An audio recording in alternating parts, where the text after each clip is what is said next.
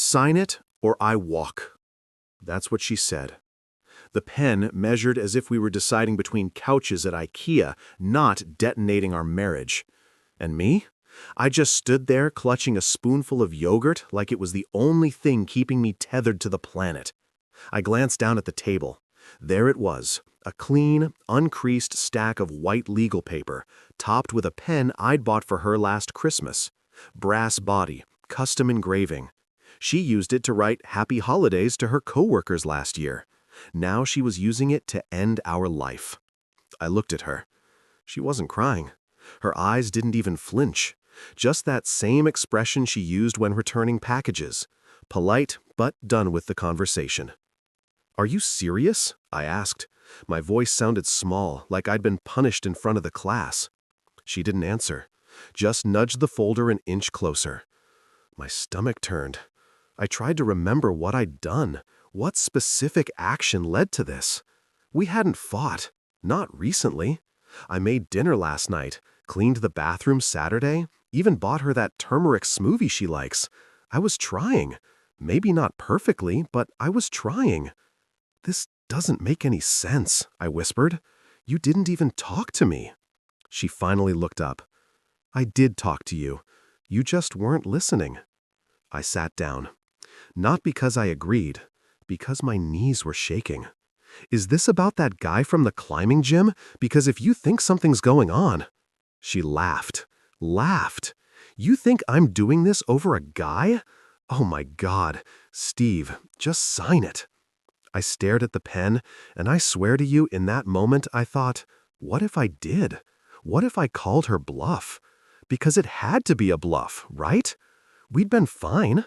Not amazing, but not divorce level. She was just angry, emotional, testing me like she always did when she felt unseen. So I picked up the pen and I signed. Every letter of my name felt like I was digging my own grave, but I did it, slowly, carefully. When I looked up, she was frozen. "What are you doing?" she breathed.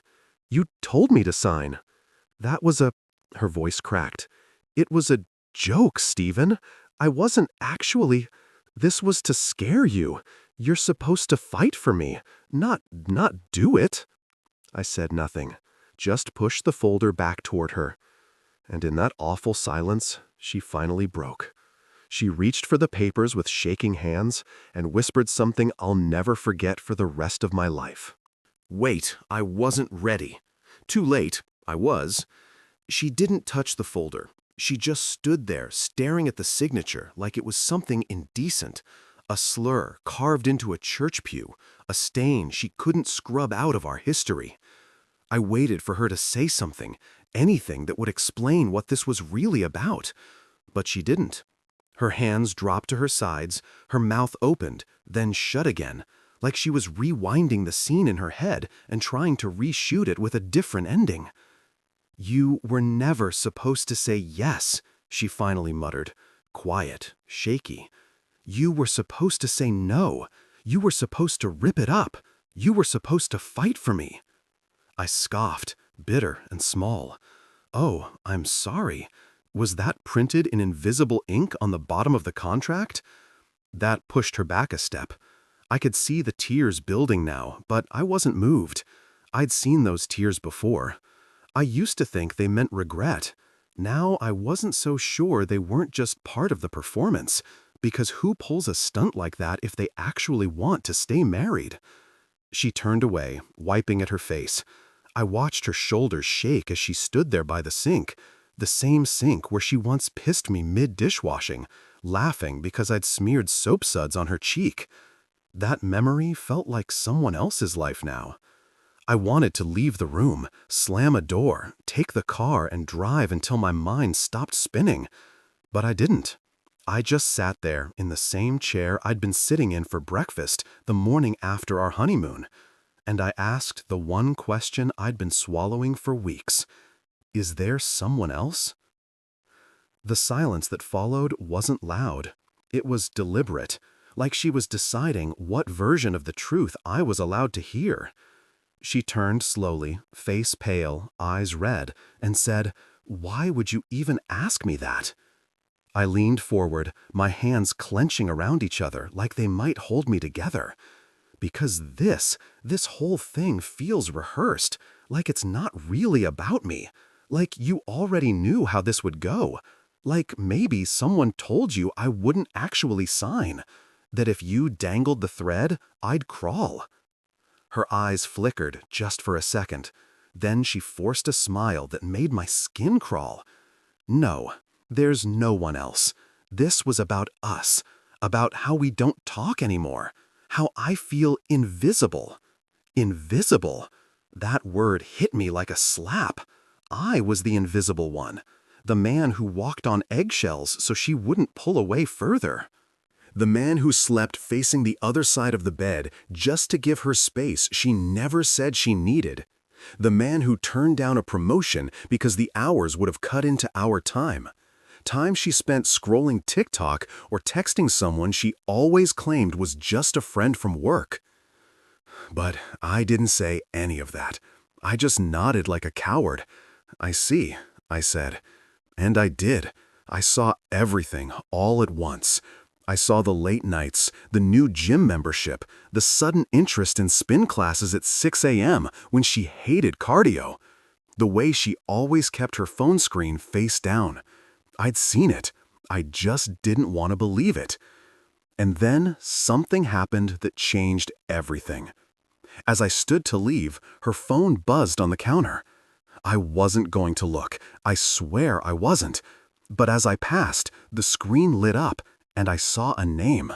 Just a name. Darren. And beneath it, a preview of the message. So, did he fall for it? I stopped walking. She saw my eyes, and for the first time in this entire mess, she looked afraid. She didn't even try to hide the phone. That's what got me. She didn't reach for it, didn't grab it and fumble out some desperate explanation. She just stood there, stone still, watching my eyes scan the message like she was observing a science experiment, like she wanted to see how long it would take before something in me cracked. So, did he fall for it? I read aloud. My voice sounded off, like it wasn't mine anymore, like someone had pressed record on a tape player that had been collecting dust for years.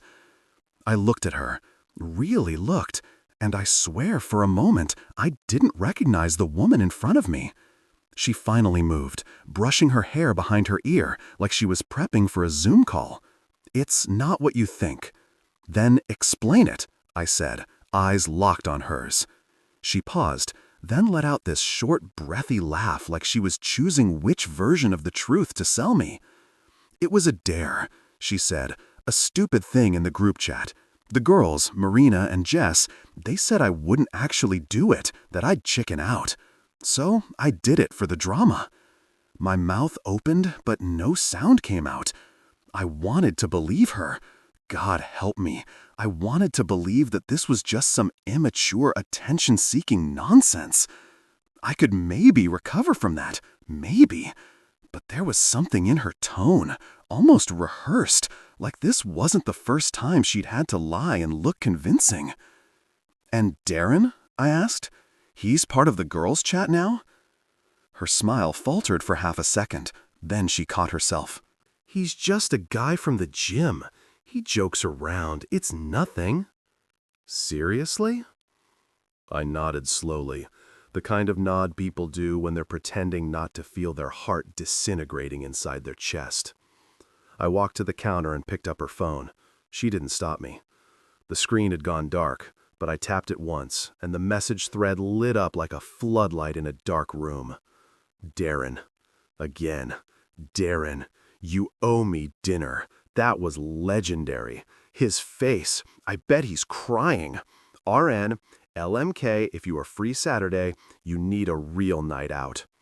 And then one from her, sent 5 minutes before I came home. He just got in. Watch this. My hands started shaking. I dropped the phone on the table like it was burning through my skin. I was part of a show, I whispered. You turned me into a punchline for some dude with flex emojis in his name. She didn't deny it, didn't even look guilty. Instead, she crossed her arms and said, You don't get it. You checked out months ago. You buried yourself in work and weird Reddit forums and quiet resentment. I had to do something. Oh, so you staged a fake divorce as therapy? I snapped. No, she said flatly. I staged a fake divorce to see if you still cared, and you proved you didn't. You signed. I blanked. She spun it. She actually spun it into being my fault. You threatened to leave me if I didn't play along with your emotional manipulation, I said, trying not to let my voice shake. You got a bunch of people involved, one of whom clearly thinks you're available, and now you're mad because I took you seriously. I'm mad, she said, stepping forward, because you didn't even flinch. You didn't ask why. You didn't cry. You just signed like it meant nothing. And there it was, the truth behind her tears. She wasn't mourning the marriage. She was mourning her power over me. She thought I'd beg, plead, that I'd crumble so she could feel like she mattered again. Instead, I gave her silence. And silence is what narcissists fear most. I picked up the envelope again, held it between us like a mirror. You handed me a script, I said, voice cold. You just didn't expect me to follow it. She opened her mouth to speak, but the sound of a new text cut through the air. Darren again. Tell him yet? We're still playing sad wife? She lunged for the phone, but I was faster. And when I scrolled up, what I found next wasn't just betrayal. It was the blueprint of everything that had happened over the past 3 months, planned, timed, and executed like a game. And I was the loser. My thumb hovered over the screen for a second, just long enough for her to make a desperate swipe for the phone. But I yanked it back fast and stepped away from her like she just pulled a knife on me. Don't, I said quietly. Don't you dare.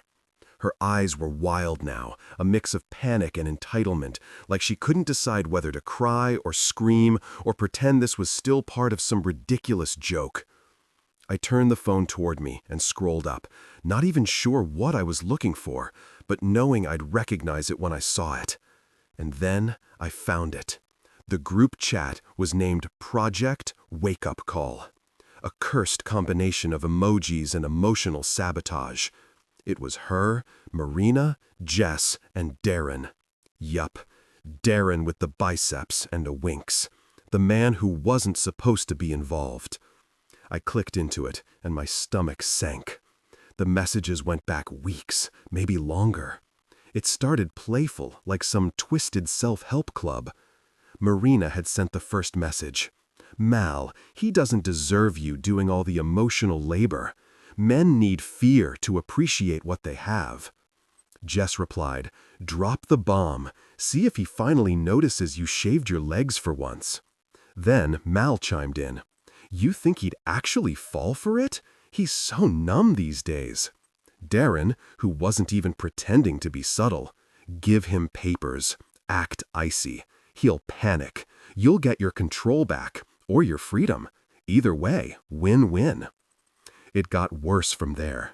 There were detailed strategies, scripts, literal scripts about what to say, how to stage the scene at dinner, what facial expressions to use.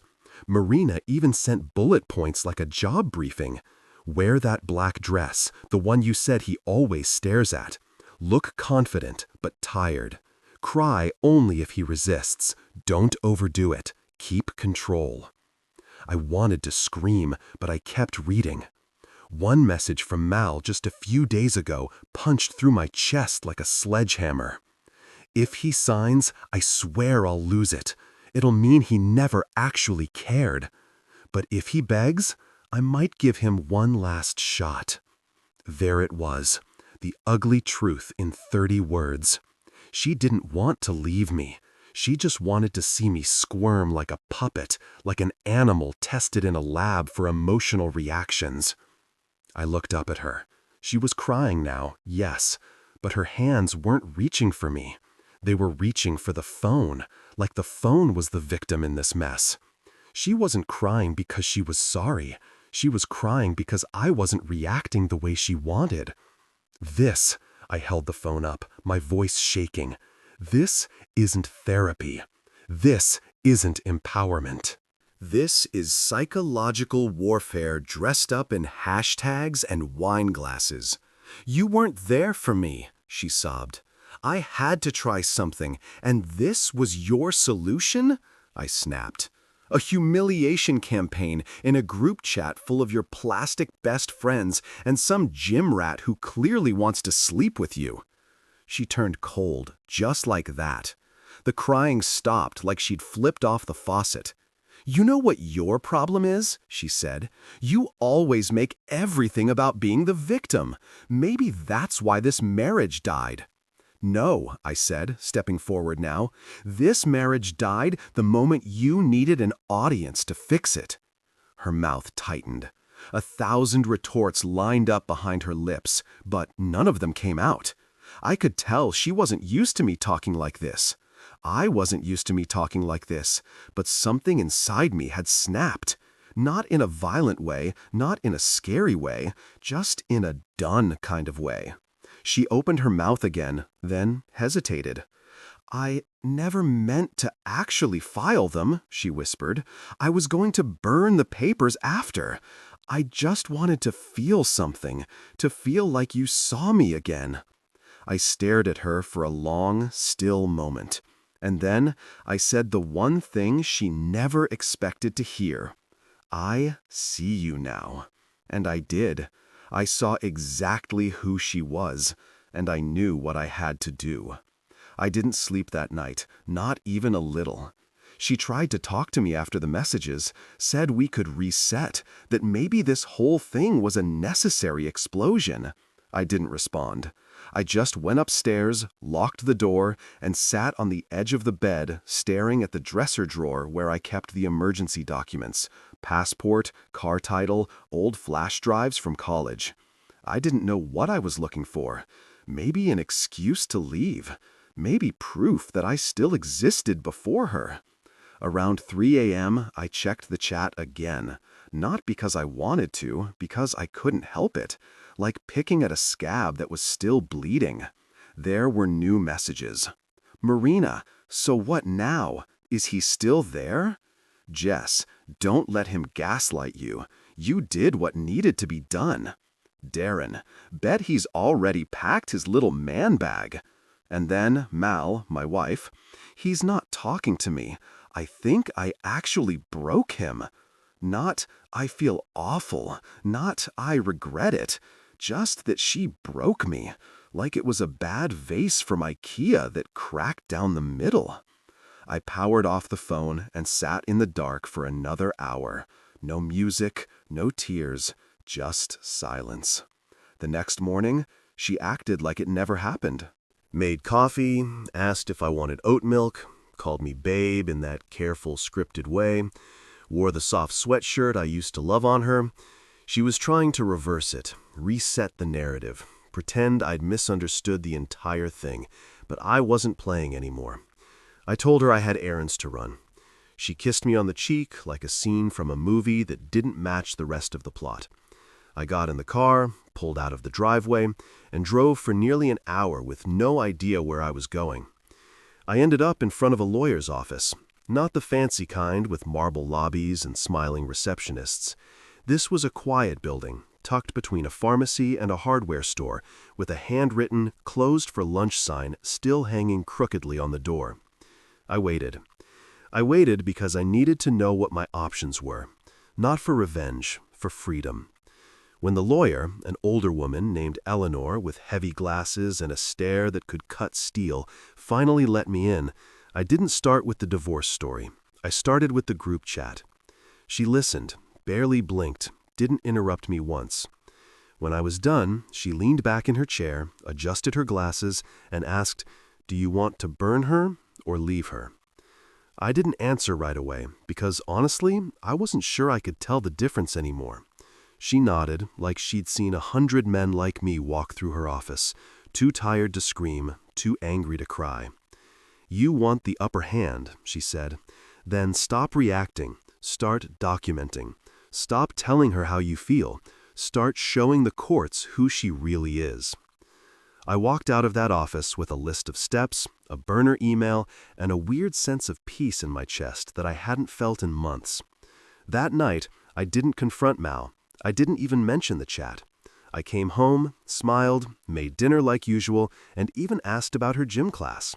She lit up like a Christmas tree. Thought she'd won. Thought the performance worked.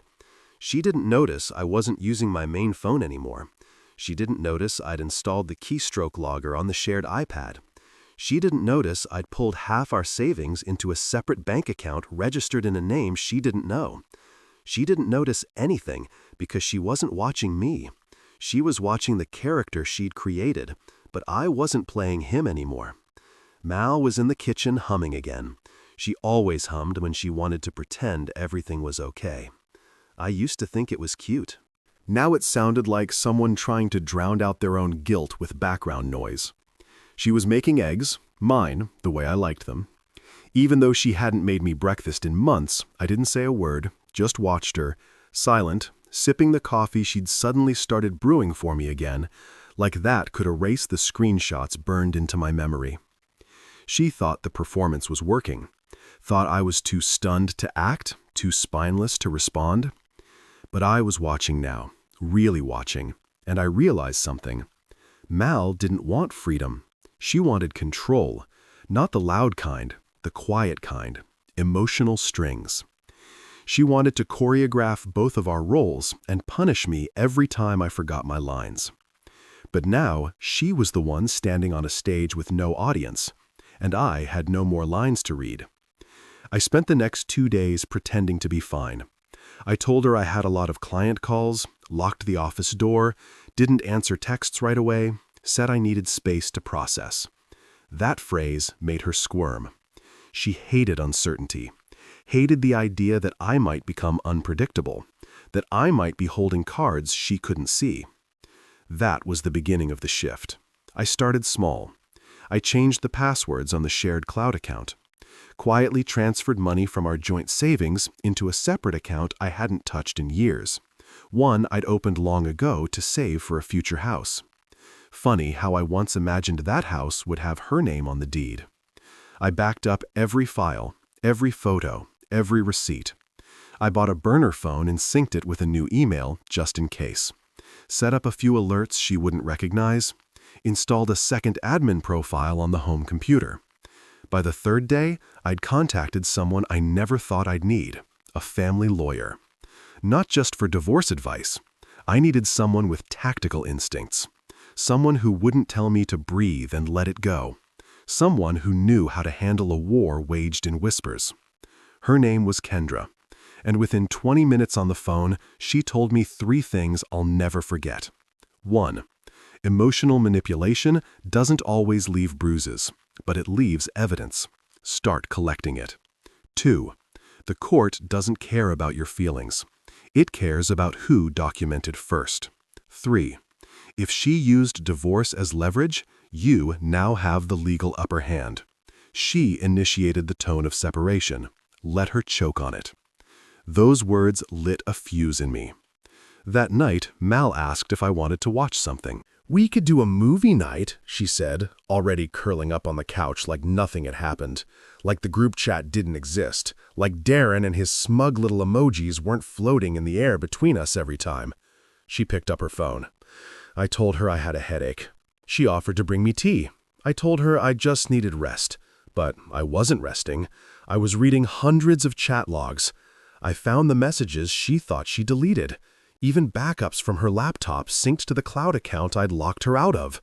I found pictures she took of me from across the room with captions like, "Still doesn't notice, it's almost funny." And I found voice messages she sent to Marina mocking the way I'd signed the divorce papers. You should have seen his face. He looked like a puppy that got left at the vet. I almost felt bad. Almost. That was the word that shattered something in me. I could have forgiven a lie, maybe even a cruel joke, but the way she enjoyed watching me break, that was something else, something darker. I looked over at her sleeping on the couch. She'd left her phone on the armrest, screen dimmed, her breathing soft and slow. For a second, I wondered if she dreamed about the life we used to have, or if she was dreaming about Darren and what her friends would say next in the chat. And that's when I knew what I had to do. Not scream, not cry, not pack a bag and slam the door like some dramatic martyr.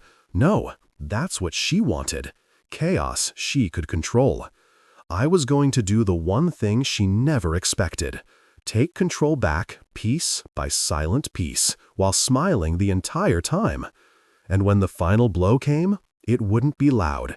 It would be surgical. It came in the form of a voice memo, 42 seconds long, sent to my burner email, the one Mal didn't know existed. The subject line just said, "I'm sorry. You don't know me, but I know everything." At first, I thought it was spam, a trick, but the voice that played through my cheap earbuds was unmistakable.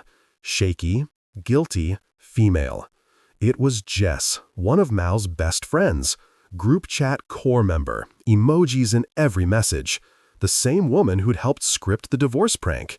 The same woman who joked I was probably crying when Mal served me the papers. That Jess. Only now she didn't sound so bold.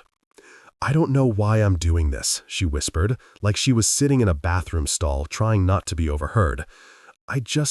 Something about what we did feels wrong. It went too far. Mal's lost the plot." Darren's still texting her at night, and she's pretending it's harmless. But it's not harmless, is it? You didn't deserve this. I didn't breathe for the entire message.